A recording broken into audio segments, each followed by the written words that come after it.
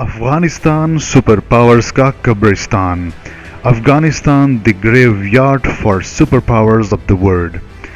افغانیوں نے ایک بار پھر یہ بات ثابت کی ہے کہ وہ اس خطے کے بہادر اور نڈر باشندے ہیں جنہوں نے اپنے اوپر غیر کی تسلط کبھی بھی تسلیم نہیں کی. کوئی بیرونی قوت طاقت سے کچھ علاقے تو فتح کر سکتی ہے لیکن جسموں کو مفلوج بنا کر غلام نہیں بنا سکتی. کوئی بیرونی قوت طاقت سے کچھ علاقے تو فتح کر سکتی ہے لیکن جسموں کو مفلوج کر کے غلام بنا نہیں سکتی. جب تک کوئی قوم ذہنی طور پر اپنے آپ کو غلام نہ بنا لے اس وقت تک ان کو غلام نہیں بنایا جا سکتا.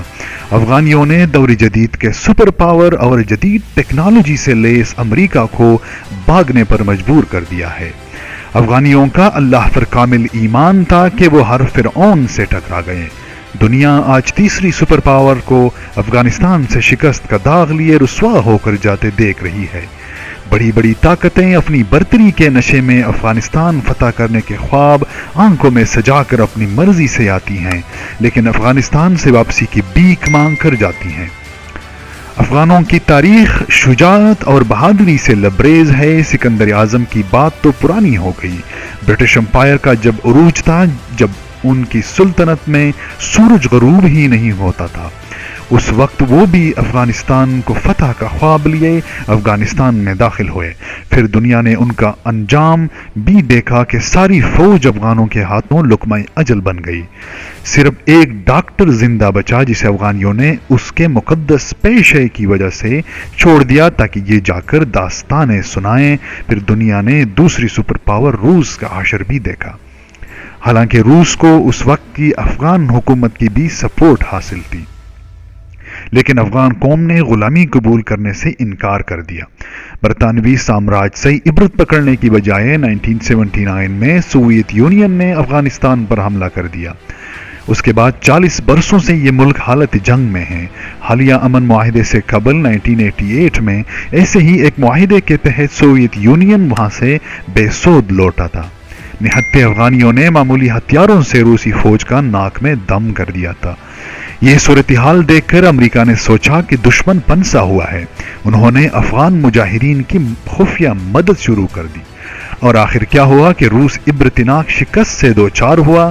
جو افغانستان کو فتح کرنے نکلے تھے وہ اپنا وجود ہی برقرار نہ رکھ سکے اور روس ٹکڑے ٹکڑے ہو گیا. امریکہ کو ناز تھا کہ روس کو افغانیوں کے ذریعے اس نے شکست سے دوچار کیا ہے لہٰذا وہ اب اکیلا ہی سپر پاور ہے.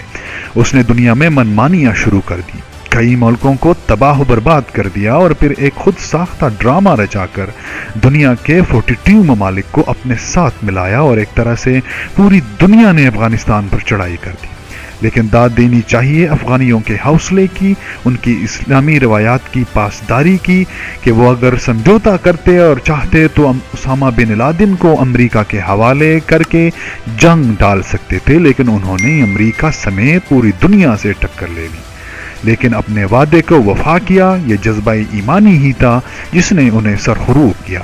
آج سے تقریباً 20 سال پہلے یعنی 9 ستمبر کے فوراً بعد صدر جارج بش جونیئر نے افغانستان کے خلاف اعلان جنگ کیا تو فرمایا کہ یہ پتھر کے زمانے کا ملک جو دہشت گردوں کی پناہ گاہ ہے ہم اسے صفحہ ہستی سے مٹا دیں گے.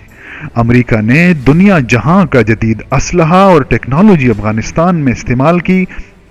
ایٹم بم کے علاوہ ہر قسم کے خطرناک ہتھیار استعمال کر کے دیکھ لیے. تورا بورا میں تو بموں کی ماں ڈیزی کٹر بم برسا کر زمین چھلنی کر دی تھی لیکن افغانیوں کے جذبہ ایمانی کو متزلزل نہ کر سکی. افغان جنگ کے باعث امریکی فوج نفسیاتی مریض بن چکی ہے. اس کے معاشرے میں ٹوٹ پوٹ کا عمل بھی شروع ہو چکا ہے. روس افغان جنگ میں اپنا ملک توڑوا بیٹھا تھا. اس کی معیشت تباہ ہو گئی تھی. امریکہ تقسیم کی طرف بڑھ رہا ہے. اس کی معیشت پر بھی افغان کے برے اور منفی اثرات مرتب ہو رہے ہیں جن کو سنبھالنا امریکہ کے لیے مشکل ہو رہا ہے. افغان جنگ امریکہ کے زوال کا سبب بنے گی۔ امریکہ کھربوں ڈالر افغانستان جنگ میں جونک کر ہزاروں فوجی بھی مروا کر انہی طالبان جن کو دہشت گرد کہا تھا ان سے واپسی کی بھیک مانگ کر واپسی کا محفوظ راستہ تلاش کر کے جا رہا ہے۔ افغانستان میں 3 سپر پاورز کا غرور خاک میں مل چکا ہے، لیکن دنیا اس سے سبق حاصل نہیں کر رہی۔ اللہ نے کتنی طاقتوں کو افغانیوں کے ہاتھوں نشانی عبرت بنایا ہے۔ بے شک وہ سب سے بڑا بادشاہ ہے اور تمام جہانوں میں اس کی بادشاہی ہے۔ محترم دوستوں، یہ تھی کچھ حقائق افغان جنگ اور افغانیوں کی بہادری اور شجاعت کی۔ افغانستان کو اگر سپر پاورز کا قبرستان کہے تو برا نہیں ہوگا۔